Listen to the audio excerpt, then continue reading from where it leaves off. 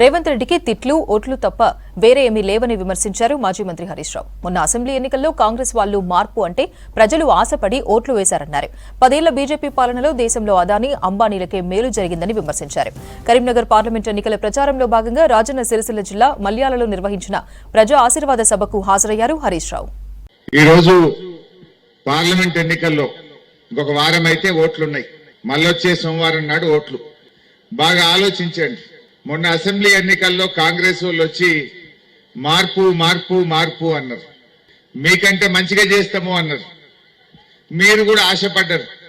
సరే కేసీఆర్ 10 ఏళ్ళు చేసిండు కదా, వీళ్ళు ఇంకేదో మంచిగా చేస్తామంటున్నారు. కాంగ్రెస్ వాళ్ళు మార్పు అంటున్నారు, మంచిగా చేస్తామంటున్నారు అని మీరు ఓట్లేసిండ్రు.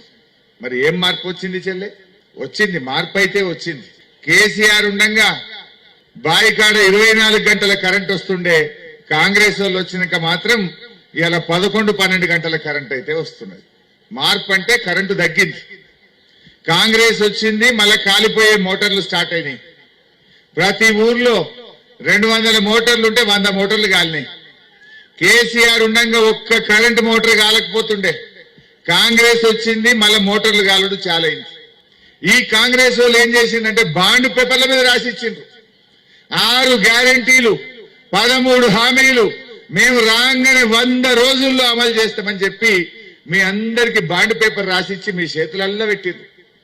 ఏమైనా నాయన 100 రోజులైంది, ఇంకెప్పుడు ఇస్తావురా నాయన అంటే ఇప్పుడు చేతుల్లో పట్టిరు.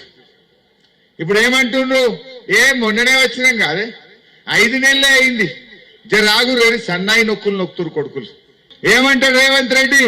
నేను 2 లక్షల రుణమాఫీ ఎగ్గొట్టినా, ఆడోళ్ళకి 2500 ఎగ్గొట్టినా, ముసలోళ్ళకు 4000 ఎగ్గొట్టినా, తులం బంగారం అని మోసం చేసిన, సర్కారు దవాఖానలో కేసీఆర్ కిట్ బంద్ పెట్టినా, మంచినీళ్లు చక్కగియ్యలే, కరెంటు చక్కగియ్యలే, అయినా నాకే ఓట్లేసిందయ్యా. ఏం మాట్లాడతావు హరీష్ రావు అన్న అనడా?